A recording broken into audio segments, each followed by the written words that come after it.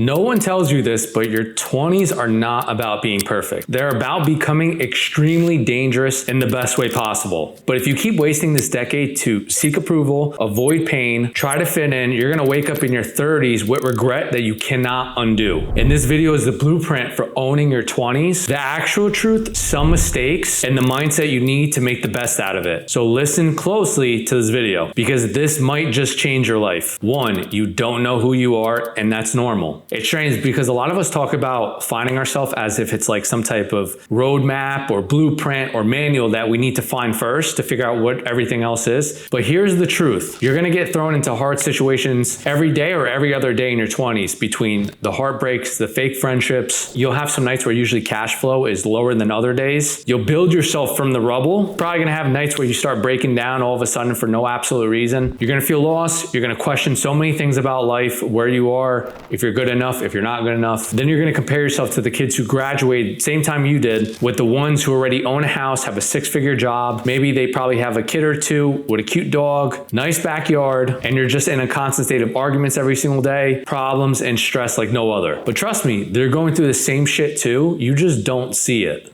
2, go easy with your phone. Sometimes your phone isn't just a tool, it can really be a trap. Most 20-something-year-olds spend probably like 6 to 8 hours on their phone, and that's 1 to 1/3 of your waking life just gone.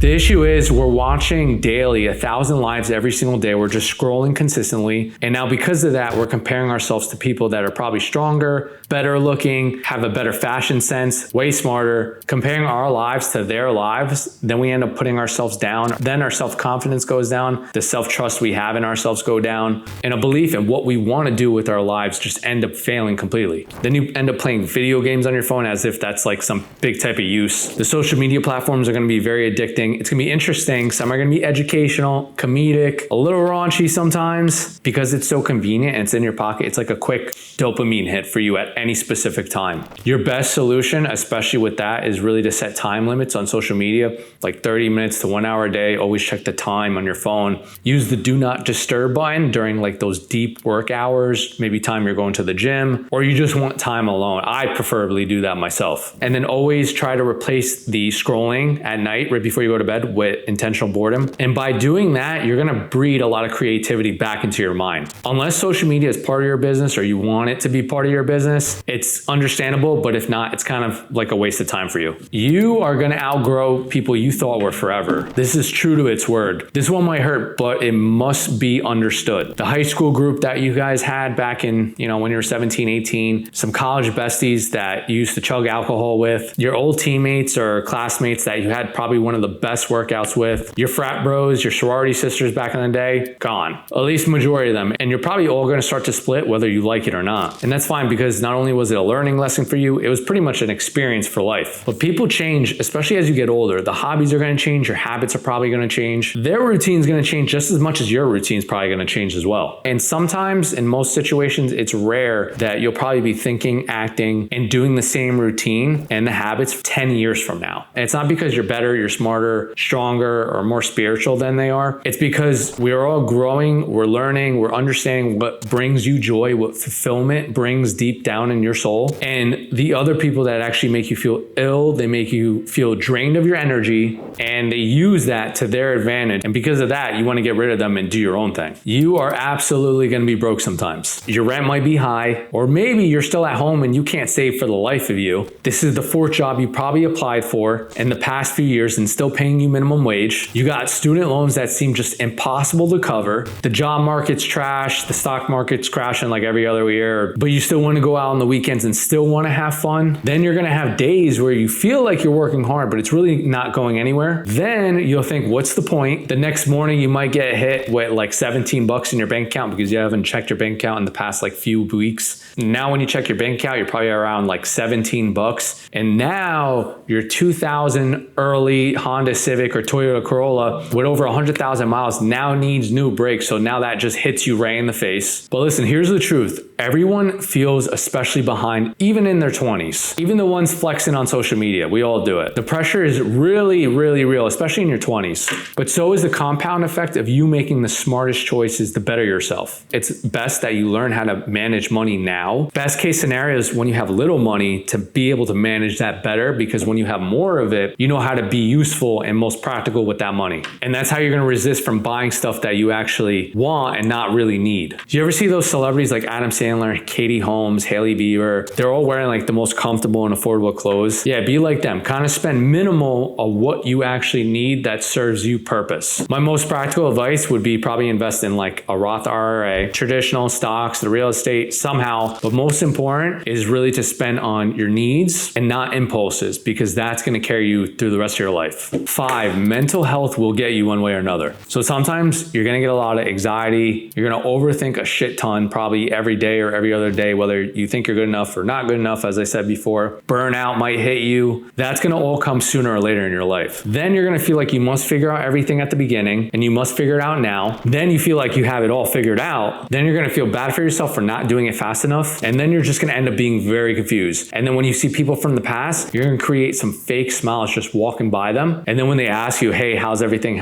going? You're going to say probably, I'm fine, because you don't want to start a conversation, because you don't want to be as open with them. Meanwhile, you're probably drowning in debt, heartbreaks, confusion. And then a lot of people like to do this. They like to self-medicate themselves with social media, try to get a quick hookup every single weekend as if that's going to cover up their anxiety, burnout, and sense of fulfillment. They're going to stuff their face with ultra-processed food all the time, do hardcore rugs, and that's all just to feel something different and cover up their depression, their lack of purpose, or just wanting to get away. And that's happening to a lot of people to this day, and a lot of people that I know from my past. The habits that you build in your 20s, like the binge drinking, the smoking abuse, the pill popping, those all go from habits to addictions if you're not strong enough mentally. So it's really best that you make sure you journal what brings you happiness, joy, and good positive energy to you every single time. And you want to keep track of that. Meditate to clear your mind, because in this world, there's too many phones, media, news, distractions. It's probably going to throw you off a lot of the times. Take some walks in the park or with family or friends, whoever, by yourself, just to realize that whatever issue you're currently having, it's not that serious, and it will all eventually clear out. And then set boundaries to those who try to benefit off of you, because that's very important, especially the ones that don't bring you joy and make you feel ill. Put them off to the side.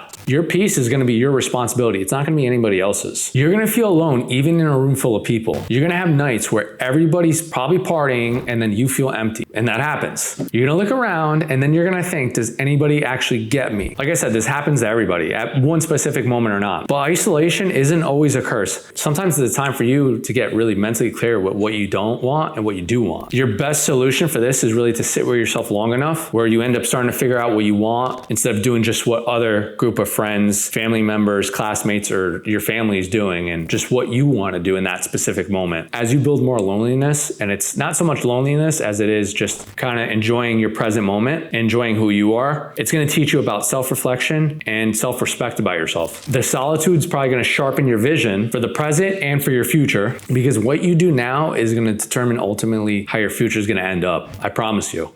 And I'll tell you this, it's weird because I had moments towards the end of my 20s or even towards mid-20s where I used to love going out to bars, seeing the same crowds, the hookups, the dating, the eating pizza at 3 a.m. with your friends, and then you wake up and realize everything's kind of meaningless because it served you really no purpose. And you'll never see more than probably half of them later on in your life anyway. And now on top of that, you have more responsibility and bigger goals to achieve with your life, and you don't do that anymore. Especially for those that want more out of life. And I'm talking about the success, the happiness, the health, the wealth, because you're going to end up doing the things that you want to do and not what others expect you to do. Find some discipline. So you're not always going to feel like working out, meditating, doing your laundry, cooking. None of us do. You're probably going to skip reading at night and go straight to your iPhone or your Android because we're so used to it in 2025. You might or might not keep your job because of the shitty pay, ignore how bad your boss or certain coworkers treat you because you think you're being treated unfairly, or because of the stability of the job because they're not paying you well enough for the amount of work you're putting in. You're not always going to be able to say no to toxic people because they're so good with the way they speak and their conversations that they're embedding you into what they want to do. But if you keep doing the hard shit, even when you don't feel like it, even when nobody's watching, that's when you're going to build the best self-trust trust in yourself to really just keep going. A lot of us can't survive on only motivation because nobody can. It's not the motivation they're using to keep them going. It's the discipline that's really embedded deep inside their subconscious mind to like keep going and force you to go. So that's really how you bring it together, because that motivation is going to start the spark, but that discipline is going to keep you there and keep the fire burning. Repeating the same boring stuff when no one's clapping. That's how your 30s, your 40s, your 50s feel different and beyond that. Like even right now, I don't want to do this at all. I'm going to be honest, but I'm doing this specifically because it's a lot more fulfilling deep down in my soul, knowing that what I'm telling you guys will help you either hopefully better ethically, logically, and just being an overall better human being, an independent person to make you think for yourself and learn from our experiences. Next, you want to build your foundation. So if you neglect your health in your 20s, you're going to pay for it in your 30s, and then it's going to keep getting worse in your 40s, your 50s, your 60s. I'm talking about like skipping sleep, living on sugary energy drinks, not the 0-calorie ones, eating ultra processed foods every single meal, avoiding the exercise. These habits are going to cement into your brain. And the longer they stick, the harder they're going to be able to undo in your 30s and 40s. Start resistance training, do that 3 to 5 times a week, build muscle, stay lean, especially in your 20s in general. It's way easier to build muscle versus in your 30s and 40s. It's possible, but it's not as easy. And if you don't try to eat as healthy as possible, think about it like this. Eat like your future depends on it. Sleep to 7 to 9 hours because it's mentally and physically better for you. And understand that it doesn't matter if you're waking up at 5 a.m. to run in the morning because you feel so motivated or doing it later at night. Because at the end of the day, nobody really truly cares that you're getting up that early to do a run. You're doing that for yourself solely. You're not doing it really for anybody else. Your body is literally like an engine. Think about it like that. Treat it like a Ferrari. Don't treat it like a rental car, because you treat it like a rental car, you're just going to use and abuse it for that day, and then you're just going to put it back. 9, love is confusing, and it really just kind of sucks sometimes. You end up falling in love too fast, especially in your 20s. Happens to a lot of us. You feel like your first relationship was the one, which probably wasn't. Your longest one probably took the biggest toll on you, and I'm talking about past a year. You're probably going to stalk them for a little bit. You're going to block them on social media. You might have dreams about them ever so often, thinking about why you're even in this position in the first place, and you're crying and you're bawling your eyes out. Then you're probably going to have friends with benefits, and then you're probably going to keep talking to them till one of you guys pull the plug on the other, because we all know friends with benefits never equal in love. It's always going to be one person that significantly or even a little bit likes the person a little bit more than the other. Then you might realize that the person that you want in this life the most is probably going to be the one that holds you back the most. But after everything's said and done, you're going to eventually learn this, that self-love and just kind of being complacent with where you are now is really what you needed the most before jumping into the next relationship. Many people, especially as we age, like to cover up their last bad relationship, their last bad heartbreak, toxic relationship, and then reach for the next one in a matter of weeks, months, and never really truly get to know who they are and what they like and what they don't like. But knowing how to feel complacent by yourself first is essentially what's important in life. At that point, as I mentioned, you start to figure out what you want and what you don't want in the other person, the quality, the characteristics, and not just looks, because even being good looking without a personality is like talking to a brick wall. It just sucks. Number 10, we're not going to chase validation, because validation is probably one of the worst things you could do. Being addicted from the approval from others, it's really, really sincerely killing your potential in life. Why? Because most people don't act unless they know they're going to get either likes, approval from their friends, their family, acquaintances they probably barely even know. But when you start to speak your own mind, the intentions, your true feelings, that's when you see about 95% of them, probably 90% don't care, are envious, and probably want the worst for you. While the other 5 to 10% do want to see you do good. But also keep in the back of your mind, you guys, that most people in this world, remember this, want to see you do good, but also not better than them. There has to be some type of acknowledgement to understand that. Remember this, the more validation you're seeking from anybody, it could be your old high school teacher, your grandma, your coach, the more you chase, the more disconnected to your actual self and who your actual true self really